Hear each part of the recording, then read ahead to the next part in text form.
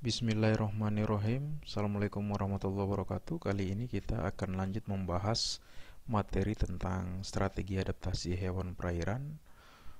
Pengetahuan dan pemahaman tentang strategi adaptasi hewan perairan ini menjadi penting untuk kita bisa memahami bagaimana mekanisme adaptasi hewan baik secara morfologi, fisiologi maupun tingkah laku agar dia tetap dapat bertahan hidup pada alam liar.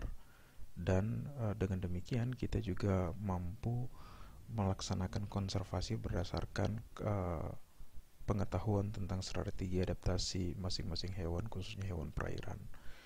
Nah, kehadiran suatu populasi hewan, misalkan hewan perairan seperti ikan di suatu tempat, dan penyebaran serta distribusinya di muka bumi selalu berkaitan dengan masalah habitat dan sumber daya yang ada. Tentunya dia akan mampu bertahan hidup jika ada makanan yang tersedia, kemudian parameter-parameter lingkungan yang mendukung dia secara optimal untuk hidup dan berkembang dengan baik. Misalkan di perairan tropis, karena suhu musiman tidak berbeda signifikan sehingga mendukung biodiversitas sumber daya hayati perairan yang tinggi, dan berbeda dengan perairan-perairan di subtropis yang dimana perbedaan suhu antar berbagai musim itu sangat ekstrim sehingga hanya spesies-spesies tertentu saja yang mampu hidup dan berkembang dengan baik pada lingkungan yang benar-benar berbeda secara ekstrim. Kalau kita berbicara tentang adaptasi, maka adaptasi merupakan strategi hewan untuk bertahan hidup atau mempertahankan populasinya di alam liar. Strategi ini dapat dilakukan baik secara morfologi, fisiologi maupun tingkah laku. Nah, namun adaptasi yang dilakukan oleh suatu hewan sangat tergantung dari potensial fitness atau kebugaran, di mana kebugaran ini akan sangat terkait dengan kemampuan untuk beradaptasi dengan perubahan kondisi lingkungan melalui proses seleksi alam yang panjang. Misalkan contoh pada gambar di kanan atas ada ikan laut dalam atau anglerfish yang memiliki semacam sungut antena yang bercahaya, dan ini akan membantu dia untuk hidup pada kondisi lingkungan yang memang sangat gelap. Sementara ikan buntal biasanya dia melakukan adaptasi untuk menghindari pemangsa atau terhindar dari mangsa, maka dia akan membesarkan dirinya sehingga sulit untuk dimangsa. Adapun selain itu juga dia memiliki kelenjar beracun sehingga ikan atau hewan lain menjadi pemangsanya akan mengalami kematian jika memangsa ikan buntal ini. Ini adalah contoh sederhana dari berbagai strategi adaptasi hewan, misalkan ikan pada lingkungan tempat hidupnya sehingga dia mampu bertahan hidup. Nah, terkait dengan potensial fitness ini sangat terkait dengan muatan-muatan genetik. Misalkan suatu populasi ikan akan dapat beradaptasi terhadap perubahan lingkungan jika memiliki keragaman genetik yang tinggi. Adaptasi terhadap perubahan lingkungan tentunya akan mempengaruhi perubahan genotip yang kemudian selanjutnya terekspresikan melalui perubahan fenotip atau ciri-ciri baik morfologi, fisiologi maupun tingkah lakunya, sehingga keragaman genetik yang tinggi sangat dibutuhkan oleh suatu hewan untuk melakukan proses adaptasi melalui proses evolusi yang sangat panjang secara turun-temurun dari satu generasi ke generasi yang lain, sehingga dengan keragaman genetik yang rendah justru akan menyebabkan suatu sumber daya hewan misalkan di perairan akan terancam punah karena ketidakmampuan dia untuk melakukan adaptasi terhadap perubahan lingkungan. Nah, adapun bentuk adaptasi, misalkan adaptasi morfologi adalah penyesuaian bentuk tubuh atau alat-alat tubuh terhadap lingkungan tempat hidupnya. Untuk penyesuaian bentuk tubuh dengan cara mendapatkan makanan maupun bertahan hidup pada kondisi lingkungan yang berfluktuasi, misalkan ikan sendiri membentuk bentuk dan posisi mulut yang berbeda-beda. Ikan karnivor, ikan herbivor, dan sumber makanan yang berbeda-beda, tentunya bentuk mulutnya yang berbeda. Ikan karnivor biasanya memiliki mulut yang dapat disembulkan karena lebih fleksibel untuk menangkap mangsa, sementara ikan-ikan plantivor tentunya bukan mulutnya relatif jauh lebih kecil. Begitu juga dengan posisi mulut, ini menunjukkan posisi dia mencari makan. Ikan-ikan yang misalkan posisi mulutnya agak-agak di bawah, misalkan inferior, tentunya dia mencari makanannya berupa hewan bentik di dasar perairan. Dan jenis-jenis mulut lainnya tentunya disesuaikan dengan di mana dia mencari makan. Adaptasi fisiologi adalah penyesuaian fungsi alat tubuh terhadap keadaan lingkungan yang berkaitan dengan fungsi-fungsi organ bagian dalam tubuh, misalkan aktivitas osmoregulasi antara ikan air tawar maupun ikan air laut tentunya berbeda.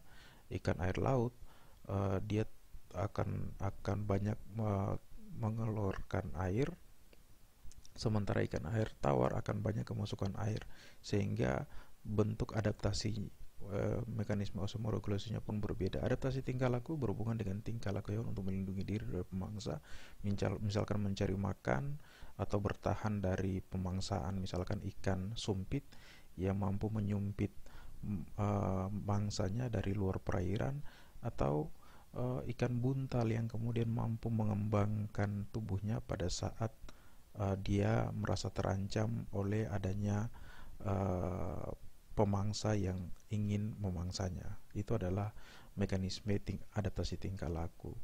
Adaptasi ikan juga bisa melalui berbagai sistem, misalkan sistem integumen. Umumnya ikan yang tidak bersisik memproduksi lendir yang lebih banyak dan jika dibandingkan dengan ikan yang bersisik. Lendir berguna untuk mengurangi gesekan dengan air supaya dapat berenang cepat, kemudian mencegah infeksi dan menutupi luka. Lendir juga berperan dalam proses osmoregulasi sebagai lapisan semi permeabel yang mencegah keluar masuknya air melalui kulit, sehingga konsekuensi dari ketidakadaan sisik pada ikan-ikan yang tidak bersisik, maka dia memiliki lendir yang tebal untuk bagaimana melindungi tubuhnya, bagian luar tubuh terhadap pengaruh-pengaruh lingkungan. Kemudian lendir juga dapat berperan dalam perlindungan pada saat terjadi kekeringan. Contohnya lungfish atau Protopterus sp, dia membenamkan diri pada lumpur tanpa air selama musim panas dengan membungkus tubuhnya dengan lendir hingga sampai mencapai musim penghujan. Nah, aktivitas inilah yang disebut dengan hibernasi. Betapa pentingnya lendir bagi ikan ini untuk bagaimana melindungi tubuhnya pada saat kondisi lingkungan tidak memungkinkan dia untuk dapat beraktivitas dengan baik.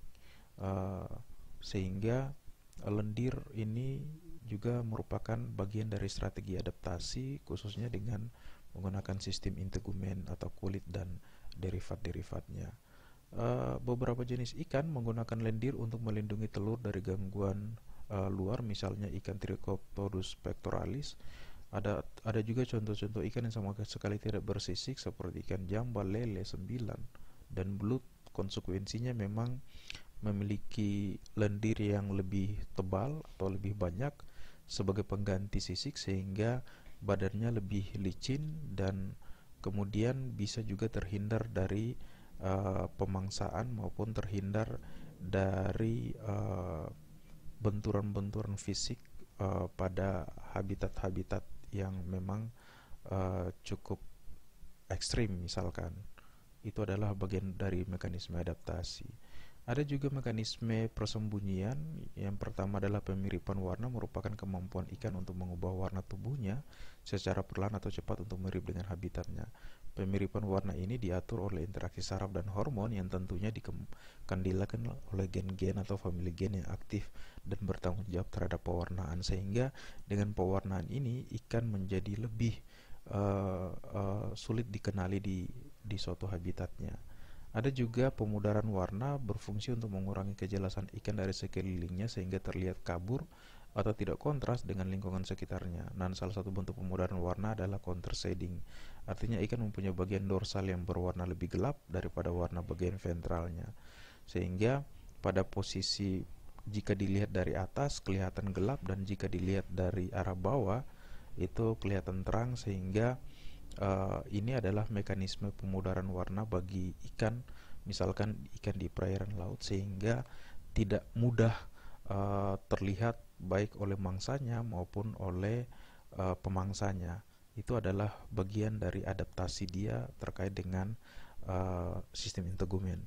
Kemudian juga ada pewarnaan terpecah, merupakan suatu upaya untuk mengaburkan pandangan pada tubuh ikan. Ini merupakan suatu kamuflase khusus dengan cara membentuk suatu corak yang menyerupai suatu organ tubuh seperti terlihat pada dua jenis ikan yang ada pada gambar, seakan-akan ikan ini di bagian sirip punggung bagian belakang dekat ekor itu ada spot hitam yang berbentuk seperti mata, sehingga ini adalah suatu bentuk kamuflase dia agar terhindar dari pemangsaan.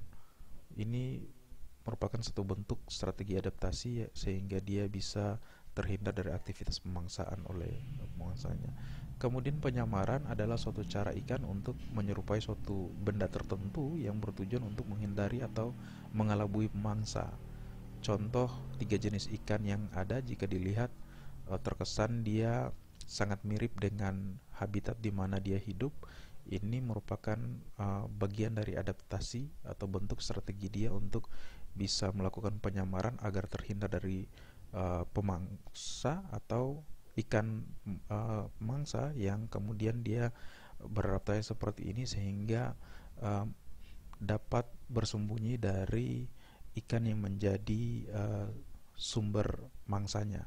Itu adalah bagian dari penyamaran dia. Kemudian pewarnaan itu juga terkait dengan pemberitahuan. Misalkan ikan-ikan biasanya umumnya yang berkelamin jantan cenderung memiliki corak warna yang lebih indah dibandingkan ikan betina. Ini adalah strategi dia untuk bagaimana menarik perhatian betina untuk kemudian dia bisa membuahi beberapa individu ikan betina.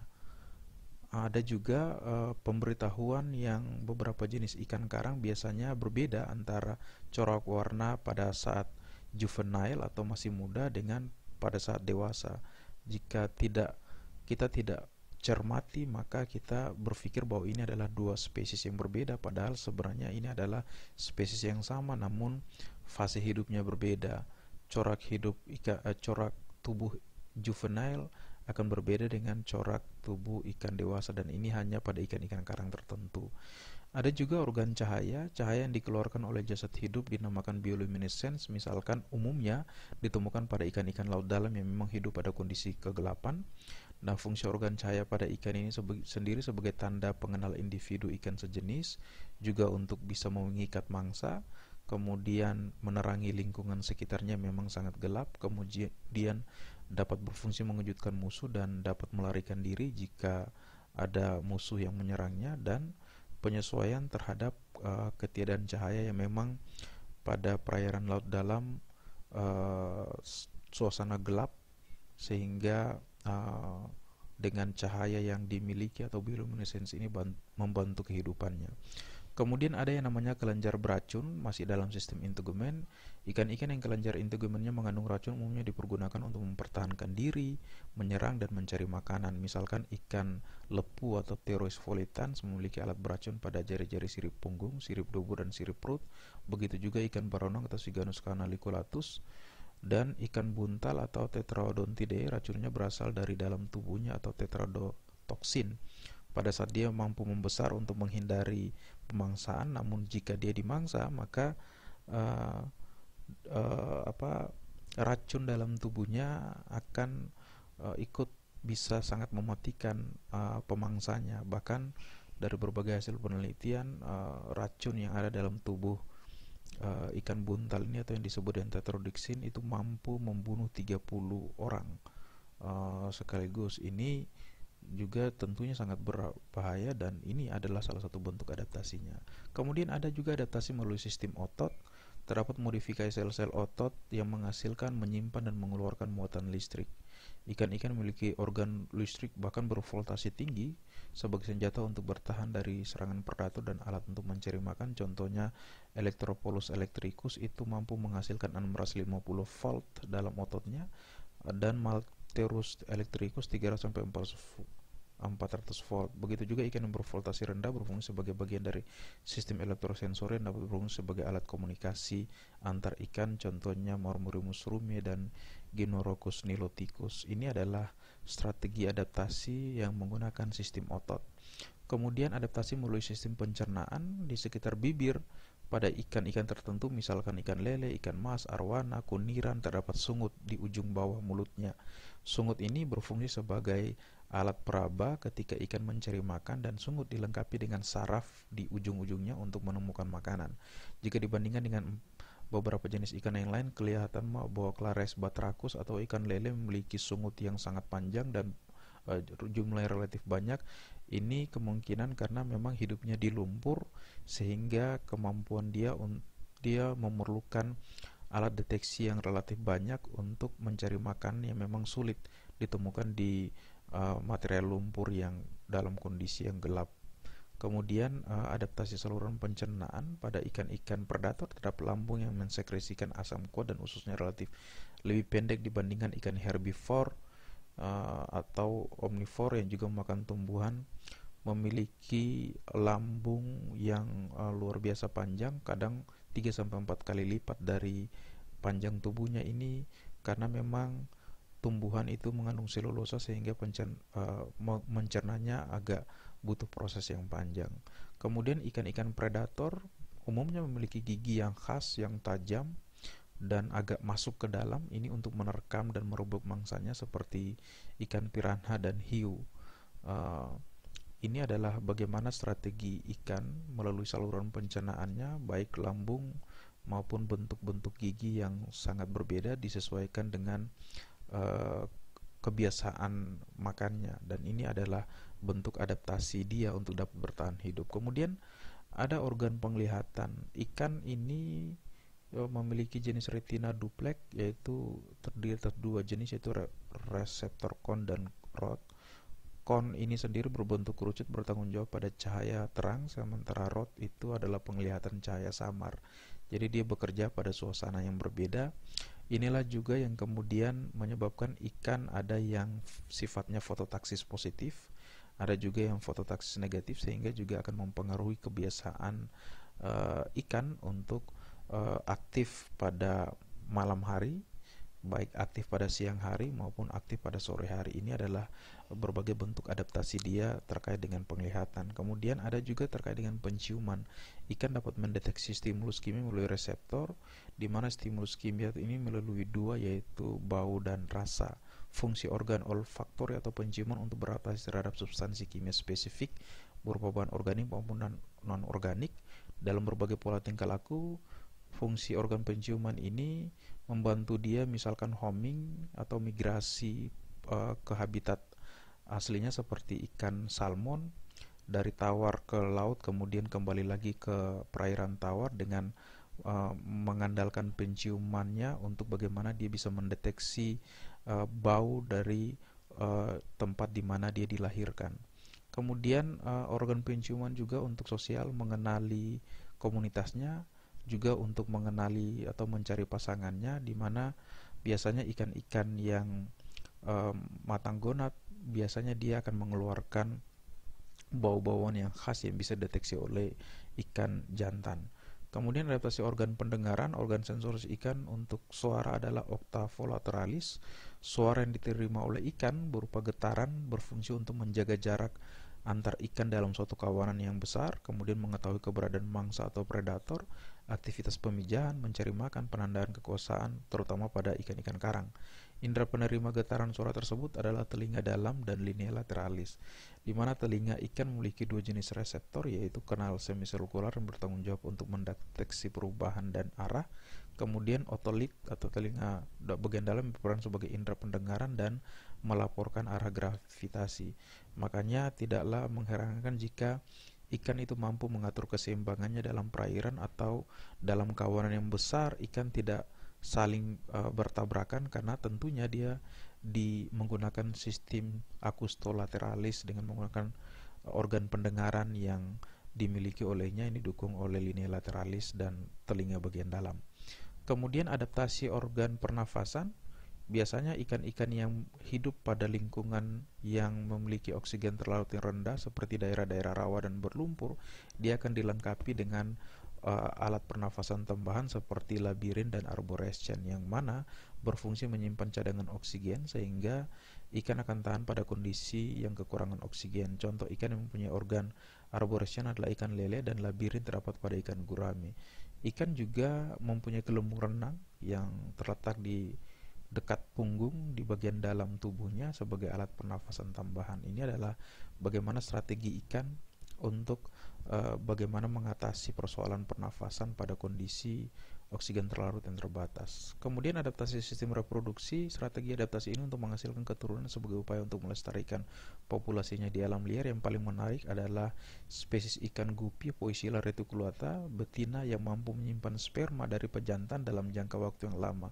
Kenapa demikian? Karena ikan gupi jantan berumur lebih pendek daripada ikan gupi betina, sehingga ikan betina harus mampu bereproduksi meskipun pasangan pejantannya telah mati. Strateginya adalah bagaimana ikan gupi betina ini mampu menyimpan sperma dalam tubuhnya, sehingga pada saat waktu untuk pemijahan dia akan memanfaatkan sperma yang disimpannya tadi untuk aktivitas pembuahan telurnya. Kemudian ada strategi hermafroditisme, yaitu dalam tubuh individu ditemukan dua jenis gonad, yaitu jantan dan betina sekaligus. Misalkan Serranus tartogarum, sel kelamin betina dan jantannya matang bersamaan sehingga dapat mengadakan pembuahan sendiri pada saat dia mengeluarkan telur.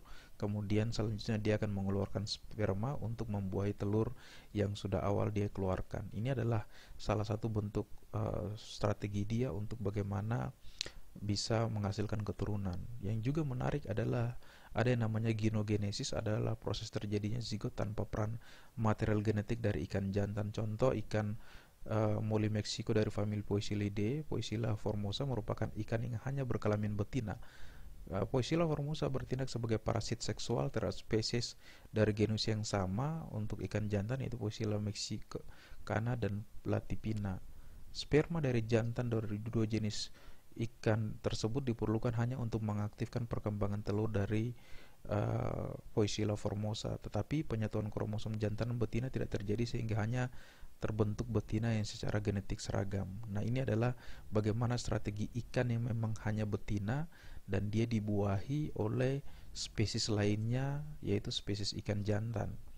Ini luar biasa bagaimana strategi dia untuk, walaupun dia hanya satu jenis kelamin, tapi dia mampu menghasilkan keturunan dengan menjadi parasit pada ikan jantan yang lain. Kemudian hibridogenesis atau perkawinan dua spesies yang berbeda ini tidak umum. Pada Poeciliopsis, sebagian besar individu berkelamin betina dihasilkan melalui proses hibridogenesis, yaitu perkawinan antara betina Poeciliopsis dengan jantan dari spesies yang lain, tapi masih genus yang sama. Tetapi selama oogenesis, pada hibrid betina, kromosom yang diberikan oleh ikan jantan dibuang pada proses meiosis, sehingga hanya gen betina yang diturunkan ke generasi berikutnya. Contoh spesies hibrida adalah Poeciliopsis monoaca betina dengan 4 spesies jantan, yaitu Poecilus lucida, occidentalis, latidens, dan furiosa yang menjadi pendonor sperma saat perkawinan. Ini sangat luar biasa. Ini juga merupakan kuasa Tuhan bagaimana ikan mampu beradaptasi melalui sistem reproduksi walaupun ketidakadaan pasangan jantan atau pasangan betinanya.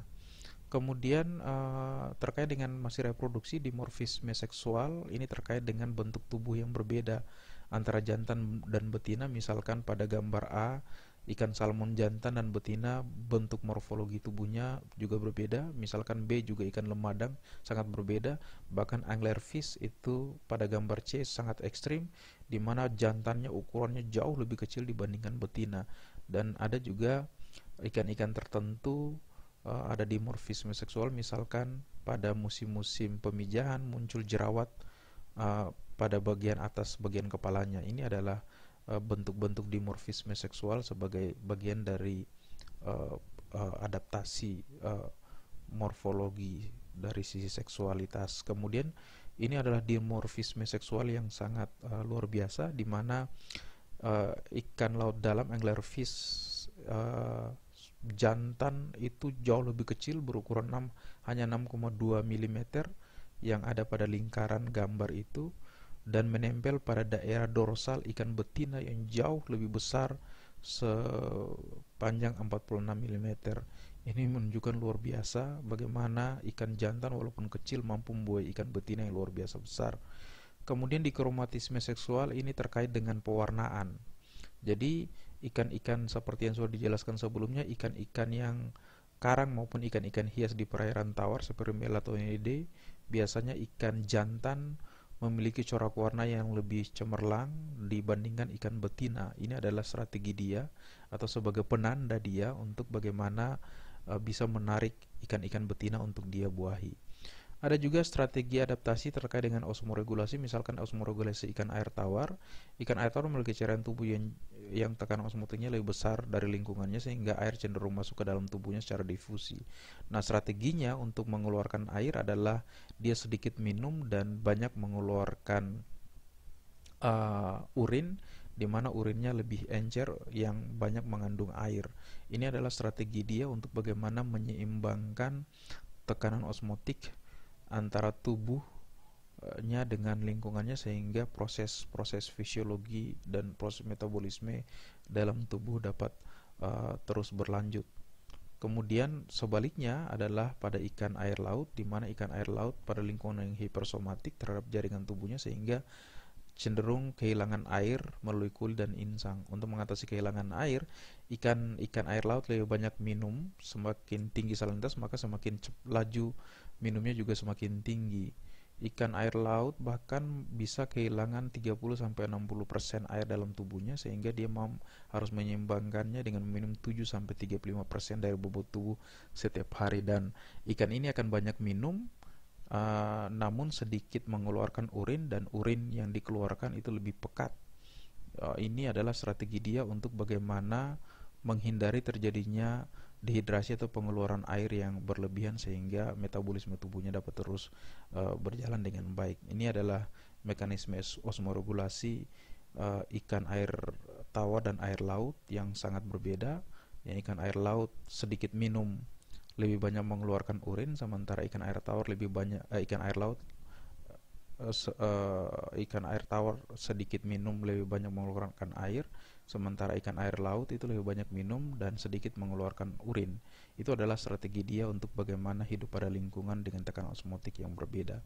Kemudian osmoregulasi ikan elasmobrans, tekanan osmotik pada golongan ikan elasmobrans seperti cucut pari umumnya lebih besar daripada lingkungan hipersomatik. Tekanan osmotik cairan tubuhnya sebagian besar disebabkan bukan oleh garam-garam melainkan tingginya kadar urea yang dia manfaatkan kembali. Jadi urea sebagai hasil metabolisme nitrogen yang dihasilkan di hati kemudian disekresikan dalam bentuk yang relatif kecil melalui urin dan sebagian besarnya termanfaatkan kembali. Penyerapan kembali urea ini sebagai upaya dia untuk mempertahankan tekanan osmotik tubuhnya yang memang jauh lebih tinggi daripada lingkungan tempat hidupnya, sehingga wajar saja jika ikan ini dibedah itu terasa bau amis karena memang dia mampu menyimpan urea dalam tubuhnya. Kemudian osmoregulasi ikan Diadromus yang terbagi atas anadrom, ikan yang menetas di perairan tawar berpindah menuju ke laut dan berkembang menjadi dewasa kemudian kembali ke perairan tawar seperti ikan salmon, maupun kata drom, ikan yang menetas di laut akan menuju ke perairan tawar untuk berkembang sebagai dewasa kemudian kembali lagi ke perairan laut untuk memijas seperti ikan sidat.